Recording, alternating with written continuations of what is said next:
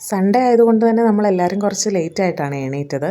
എണീറ്റ് കഴിഞ്ഞപ്പോൾ തന്നെ ഞാനും നക്ഷത്രയും സതീഷേട്ടനും കൂടെ റെഡി ആയിട്ട് നമ്മുടെ ഫേസ് 3-ലുള്ള അയ്യപ്പൻ അമ്പലത്തിലോട്ട് പോയി. അപ്പോൾ അവിടെ നിന്ന് തൊഴുതൊക്കെ കഴിഞ്ഞിട്ട് പ്രസാദമായിട്ടുള്ള പായസമാണ് ഞാൻ നക്ഷത്രയ്ക്ക് കൊടുത്തുകൊണ്ടിരിക്കുന്നത്. അപ്പോൾ അവിടെ ഇങ്ങനെ ആൻറ്റിമാരൊക്കെ സഹസ്രനാമം ജപിക്കുന്നുണ്ടായിരുന്നു. അപ്പോൾ 10 മിനിറ്റ് അവിടെ ഇരുന്ന് കേൾക്കുകയൊക്കെ ചെയ്തു.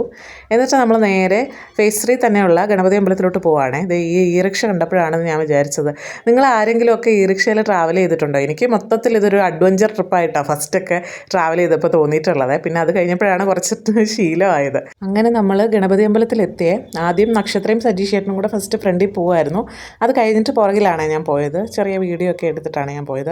പല പ്രാവശ്യം പിന്നെ ഇവിടുത്തെ വീഡിയോസൊക്കെ എടുത്തിട്ടുള്ളതുകൊണ്ട് ഞാൻ അധികം ഡീറ്റെയിൽ ആയിട്ട് കൊടുക്കുന്നില്ല കേട്ടോ. തണുപ്പൊക്കെ കഴിഞ്ഞതുകൊണ്ട് ഇപ്പം ചെറിയ രീതിയിൽ തണുപ്പൊക്കെ ഉള്ളൂ. അപ്പോൾ അതുകൊണ്ട് നമുക്ക് പുറത്തൊക്കെ ഇറങ്ങാൻ പറ്റിയൊരു ക്ലൈമറ്റാണ് ഇപ്പം. അപ്പോൾ ദേ അവിടെ ഉള്ള സെക്യൂരിറ്റി അങ്കിളിനും അവൾ ഭയങ്കരമായിട്ട് ഷെയ്ക്ക് ഹാൻഡൊക്കെ കൊടുക്കുമായിരുന്നു അമ്പലത്തിൽ നിന്ന് ഇറങ്ങി കഴിഞ്ഞിട്ട്. എന്നിട്ട് ദേ ആൻറ്റിമ്മയുടെ വീട് ഇവിടെ അടുത്താണ്. അപ്പോൾ നമ്മൾ വിചാരിച്ചു എന്തായാലും ഇവിടെയൊക്കെ പോയില്ല, എന്നാൽ പിന്നെ ആൻറ്റിമ്മയുടെ വീട്ടിൽ കൂടെ പോയിട്ടങ്ങ് പോയേക്കാം. ഇനിയിപ്പോൾ അല്ലെങ്കിൽ വൈകുന്നേരം ഇറങ്ങണ്ടേ. അപ്പോൾ അത് മടിയായത് കാരണം രാവിലെ അങ്ങോട്ടൊന്ന് പോയിട്ട് വരാമെന്ന് വിചാരിച്ചു. അപ്പോൾ അതേ പുതിയ ഏതൊക്കെയോ വഴിയാണ് സതീഷേട്ടൻ ഞങ്ങളെ ആൻറ്റിമ്മയുടെ വീട്ടിലോട്ട് കൊണ്ടുപോയത്. അപ്പോൾ അങ്ങോട്ട് പോയിക്കൊണ്ടിരുന്ന സമയത്ത് ചിറ്റപ്പന് അമ്പലത്തിൽ പോകാനായിട്ട് വേഗം അങ്ങ് പോകുന്നുണ്ടായിരുന്നു. സമയം അന്നേരം 9:30 ആയായിരുന്നേ.